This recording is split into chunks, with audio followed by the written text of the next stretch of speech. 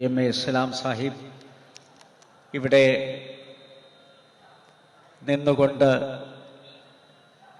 ഇതെവിടെയാണ് അവസാനിക്കുന്നത് എന്ന് കാണാൻ പറ്റാത്ത വണ്ണം ഉജ്ജ്വലമായ ഒരു മനുഷ്യ സമുദ്രമായി മാറിയിട്ടുള്ള പ്രിയപ്പെട്ട മുസ്ലിം ലീഗിൻ്റെ കർമ്മ നിരതരായ പ്രവർത്തകരെ, സുഹൃത്തുക്കളെ, അസ്സലാമു അലൈക്കും. ഇപ്പോഴും നമ്മുടെ ജാഥ അല്ലെങ്കിൽ റാലിയിൽ എത്തിച്ചേരേണ്ട മുഴുവൻ ആളുകളും വന്നു ചേർന്നിട്ടില്ല എന്ന കാര്യം നിങ്ങളെ അറിയിക്കുകയാണ്. പലയിടത്തും വണ്ടി ബ്ലോക്കായതുകൊണ്ട്, ഗതാഗതം പ്രശ്നമായതുകൊണ്ട് ഫറൂഖ് ഭാഗത്തും താമരശ്ശേരി ഭാഗത്തും അതുപോലെ കണ്ണൂർ ഭാഗത്തു നിന്നൊക്കെ വരുന്ന വണ്ടികൾ പലയിടങ്ങളിൽ തടസ്സപ്പെട്ടിരിക്കുകയാണ് എന്നുള്ളത് കൊണ്ടാണ് അവർക്ക് പൂർണ്ണമായി ഇവിടെ എത്താൻ കഴിയാതെ പോയത്. ഇനി മുസ്ലിം ലീഗിൻ്റെ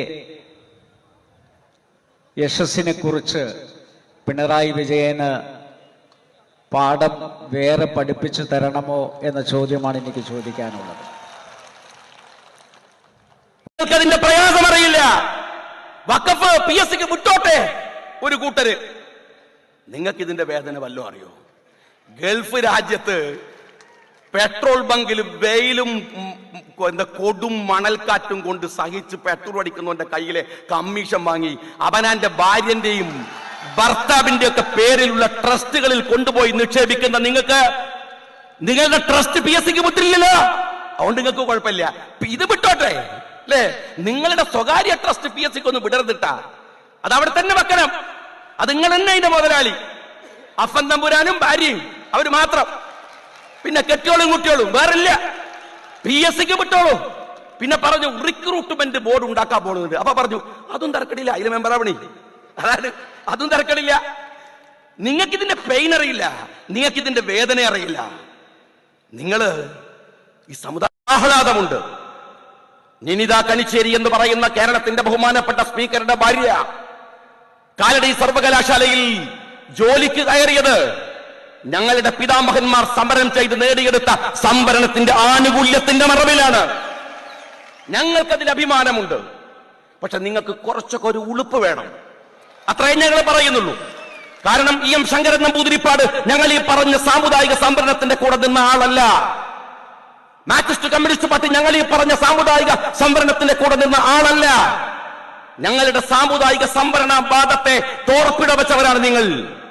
എന്നിട്ടും ആ ആനുകൂല്യം നിങ്ങൾക്കുണ്ട്. ഞങ്ങൾക്ക് സന്തോഷമുണ്ട്, ഞങ്ങൾക്ക് ആഹ്ലാദമുണ്ട്.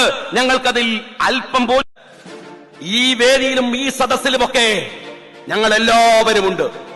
അവർക്കിടയിൽ നിന്ന് നിങ്ങൾക്ക് സുന്നിയെയും മുജാഹിദിനെയും ഈ കൊടിയുടെ ചുവട്ടിൽ നിന്ന് വേർതിരിച്ചടുക്കാനാവാത്തവണ്ണം ഒരു ഉമ്മത്താണവർ, ഒരു ഉമ്മത്താണ്. നിന്റെ ഈ വിഷമുണ്ടല്ലോ, തുപ്പല് തെറിച്ചാൽ പോലും മരിച്ചു പോകുന്ന വിഷമുള്ള ഈ ജന്തുക്കളുണ്ടല്ലോ, അവരുടെ ഈ വിഷം കൊണ്ട് കേരളത്തിലെ മുസ്ലിം ഉമ്മത്തിനെ നിങ്ങൾക്ക് തകർക്കാനാവില്ല. അതിനാണ് ഈ സയ്യിദ്മാർ നിൽക്കുന്നത്. അവരെ ചേർത്ത് പിടിക്കാൻ, അവരെ ഒരുമിപ്പിച്ച് കൊണ്ടുപോകാൻ, അവരെ തകർക്കാൻ നിങ്ങൾക്കാവില്ല. അതിനെ എതിർക്കാൻ തീരുമാനിച്ചു. ബോധവൽക്കരണം ആദ്യഘട്ടത്തില് വളരെ നല്ല രീതിയിൽ നടത്താൻ തീരുമാനിച്ചു. പിന്നെ മീഡിയയും ഇടതുപക്ഷവും ഒക്കെ പള്ളികളിൽ പറയുന്നതിനെ പറ്റി അതൊരു വിവാദമാക്കി. ഇപ്പൊ മുസ്ലിം ലീഗ് അതിനെ പറ്റി ഇവിടെ സലാബ് പറഞ്ഞു.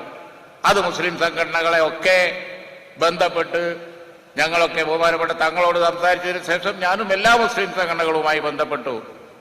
അതിനൊരു ഫോക്കസ് കൊടുത്ത് വിവാദം ഉണ്ടാക്കണ്ട. പള്ളി എന്ന് പറഞ്ഞ് അതിന് ഫോക്കസ്. മഹല്ലുകളിൽ പ്രതിഷേധം നടത്തണം എന്നാ പറഞ്ഞത്.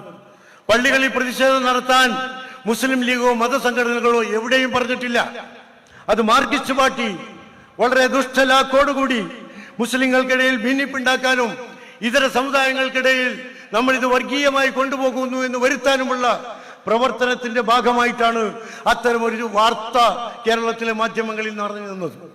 മാർക്സിസ്റ്റ് പാർട്ടിയാണ് ഇത് മതഭ്രാന്തായി ചിത്രീകരിച്ചത്, ഇത് വർഗീയമാണെന്ന് പറഞ്ഞത്, ഇവിടെ കലാപമുണ്ടാകുമെന്ന് ആക്ഷേപിച്ചത്, സംഘർഷമുണ്ടാകും പള്ളികളിൽ എന്ന് മാർക്സിസ്റ്റ് പാർട്ടി ഒരു പ്രസ്താവന ഇറക്കി. അതിന്റെ അർത്ഥം അവരതുണ്ടാക്കാൻ തയ്യാറായിരിക്കുന്നു എന്നതാണ്. അതിൽ നിന്ന് നമ്മുടെ സ്ഥാപനങ്ങളെയും മതത്തെയും നമ്മുടെ വിശ്വാസത്തെയും ഈ രാജ്യത്തിന്റെ സമാധാനത്തെയും സംരക്ഷിക്കാൻ ബാധ്യസ്ഥരായ മുസ്ലിങ്ങൾ അത് വേണ്ട എന്ന് തീരുമാനിക്കുകയായിരുന്നു. ആ തീരുമാനം ഏകപക്ഷീയമല്ല. ആ തീരുമാനം ഏതെങ്കിലും കക്ഷിയുടെ ഒറ്റക്കുള്ള അഭിപ്രായമല്ല. എല്ലാവരും കൂടി ഒരുമിച്ചെടുത്ത തീരുമാനമാണ്. ആ തീരുമാനം ആദരണീയനായ സാദിഖ് അലി ശിഹാബ് തങ്ങളും ബഹുമാനനായ കുഞ്ഞാലിക്കുട്ടി സാഹിബ് അടക്കമുള്ള നേതാക്കന്മാർ എല്ലാ മത നേതാക്കന്മാരുമായി പങ്കുവച്ചിട്ടുണ്ട്, എല്ലാവരുമായി പറഞ്ഞിട്ടുണ്ട്, എല്ലാവരെയും ഫോണിൽ ബന്ധപ്പെട്ടിട്ടുണ്ട്, ഞാനും സംസാരിച്ചിട്ടുണ്ട്. ഇതിലൊന്നും പുത്തിരിയില്ല, ഇതിലൊന്നുമില്ല. ഇവിടെ മുസ്ലിം സമുദായത്തിന്റെ ഈ കൂട്ടായ്മ നശിപ്പിക്കണം. ഇവർ ഒന്നിച്ചു പോകുന്ന അതുകൊണ്ട് സാമുദായിക ഐക്യം തകരാതെ നോക്കുക, സമുദായ ഐക്യം തകരാതെ നോക്കുക. സമുദായ ഐക്യവും തകരാൻ പാടില്ല.